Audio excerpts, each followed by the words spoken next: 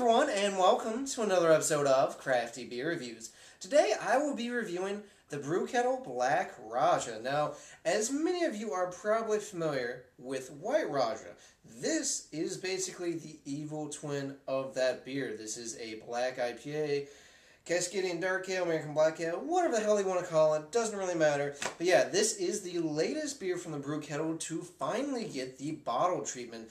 Really awesome stuff. Now, unfortunately, the Brew Kettle does not bottle date, but I can tell you guys how old this is. At time of recording, it's about 2 weeks old.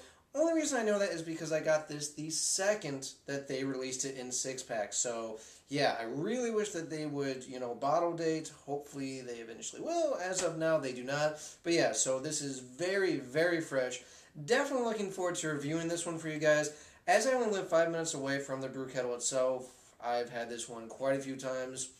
So this is not exactly the first time I am trying it, but it is the first time that I'm able to review it, and it is the first time that I am reviewing it in bottle format. So guys, without further ado, let's go ahead and check out the aroma.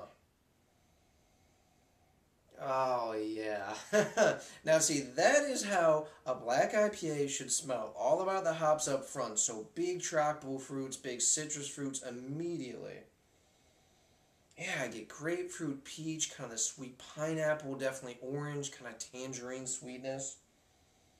Almost this kind of peachy note. I do get a little bit of the roasted malt in there as well. Yeah, I get just a touch of roast, I get just a touch of chocolate, but for all intents and purposes, really all you're smelling is a buttload of very fresh hops. Definitely tropical fruit, citrus fruit, even a little bit of pine in there. Although the pine note's definitely more kind of deeply buried in the mix. Oh yeah, this smells fantastic. Let's go ahead and take our first sip.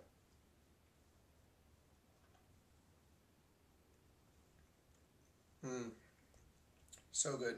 So right away, up front, it's all about the hops, and then on the back end and kind of mid-palate, it turns into more of that, darker malt character that the black IPAs have. So up front, I'm definitely getting the citrus. I'm definitely getting grapefruit, kind of the sweet orange peel, definitely tangerine as well. Definitely getting a little bit more of that pine in the actual taste and the aroma as well. The tropical fruits are a little less present, I think, in the actual taste than the aroma, but you're still getting hints of pineapple, peach, apricot types of notes as well. Definitely got a little bit of stone fruit in there. And then about mid-palate, that's when the darker side of this beer starts to take over. So at first you're hit with this really nice roast level that kind of goes into like this kind of nice roasty kind of coffee note. Definitely some dark chocolate, maybe even a little bit of milk chocolate sweetness in there as well.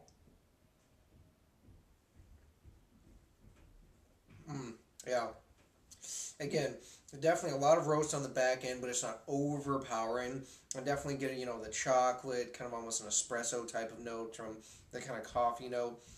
Again, a little bit of sweetness, again, kind of like a milk chocolate sweetness, but it's not an overly sweet beer for sure, which is nice. So mainly this is an IPA up front and kind of more of a almost stout-like on the back end, which is A-okay with me. Again, if you're going to call it a black IPA, it really needs to be IPA focused, I think, first and foremost, and then you worry about the malt profile. That's just me. Others prefer, other way. But yeah, as it lingers on your palate too, you're left with chocolate, coffee, a little bit of roast, and a touch of pininess, a little bit of citrus as well.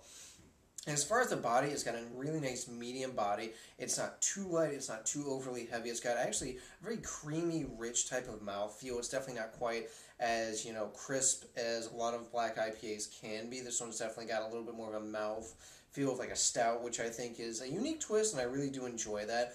Alcohol completely hidden altogether makes it a really easy beer to drink at almost 7%, and almost dangerously easy beer to drink for sure, which, that's really cool. And the bitterness level, it's medium. It's not over the top, but it's bitter enough that this is an IPA. So yeah, just a really well-balanced, I think, beer in general. Really, my only complaint with this one is I wish it was just, and this is going to sound a little bit crazy, but I wish that in the actual taste it was just a touch more hoppy, and they dialed back a little bit on the roastness. Again, my penchant for, these types of beers is Really all hops, just a touch of malt. Again, this one is definitely in the right direction for me because it's an IPA up front, kind of more of those stout-like characters in the back, like I've said. But again, I wish there was just a little bit more of, a bit of that kind of hoppiness, like mid-palate, because it kind of fades quickly in the mouth. And, that's to be expected because the roastiness is at a high level. But yeah, all in all, a great beer. If you guys can try it, go check it out. So, as far as the rating, guys, I'm going with a 9.2 out of 10. Excuse me, I can't talk. This is a fantastic local beer. It is fantastic. Black IPA. If you guys can trade for it, if you guys can just get it locally, do so. I promise you won't be disappointed. Alright guys, that does for this beer review. Please remember to rate, comment, and subscribe. And remember, I hope whatever you're doing involves good craft beer. See ya.